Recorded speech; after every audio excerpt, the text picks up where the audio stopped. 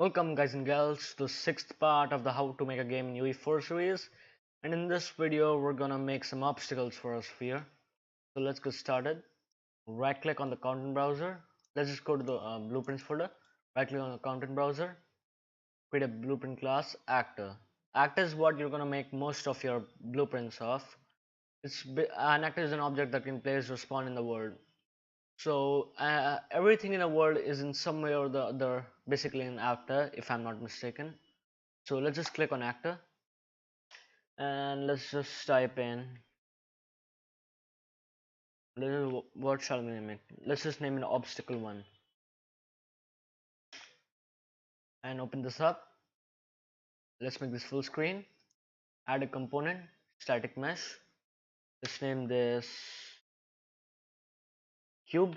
Let's make a cube for starting. So let's search for cube and shape underscore cube. That's gonna be just fine. Let's just scale this up to like 2 by 2 by 2. Oh no, yeah, 2. So that should be big enough, to be honest. So let's go to the event graph now. First of all, just make this a physics object. Click on cube, simulate physics, and also scroll down and check this.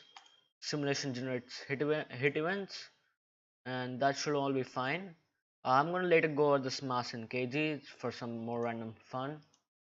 So now we're gonna come into the event graph and right click and search for event hit. We have used this one before.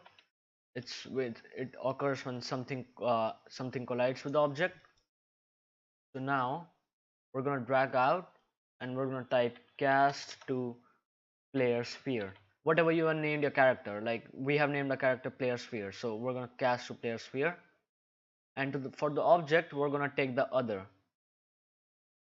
So other is the actor which collided with this actor. Like my component is what of this actor collided with the other object, and the other is the other object that collided with this object basically. So what a cast does, you might want to understand this because it's really important.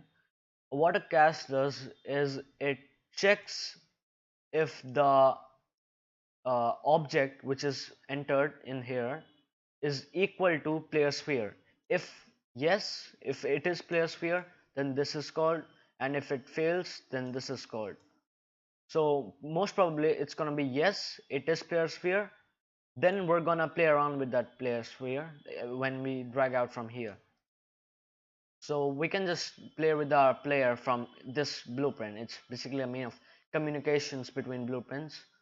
So let's just go back to our player sphere, and we want to make let's delete that. We want to make a event, and event is something which is, how do I explain it, which can be called like you can give inputs. It's like a function, but it's a bit different.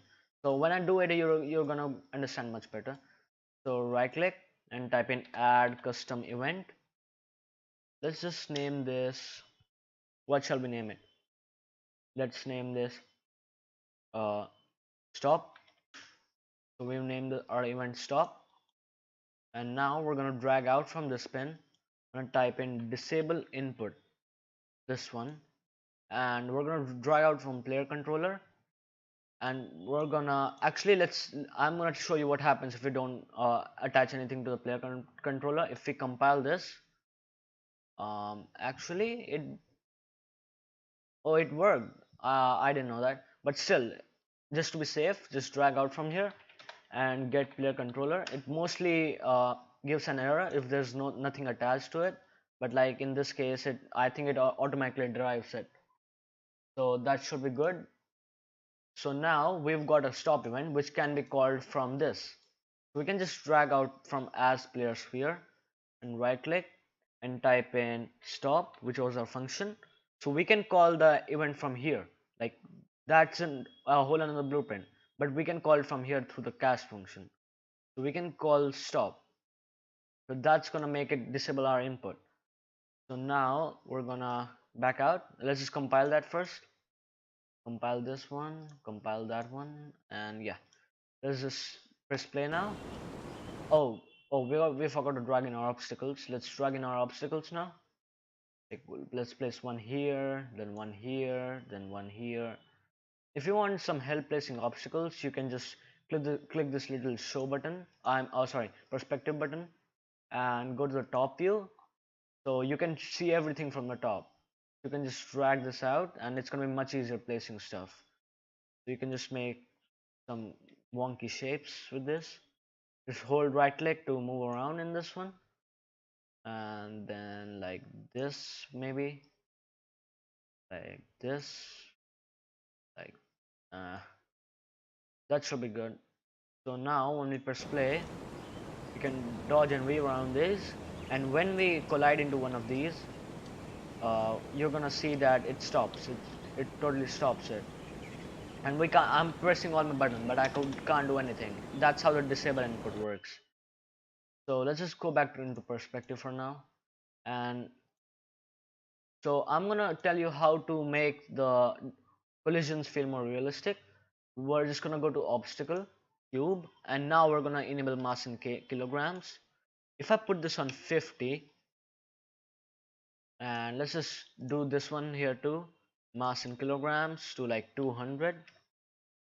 So let's compile that, and when we press play, it's gonna bounce.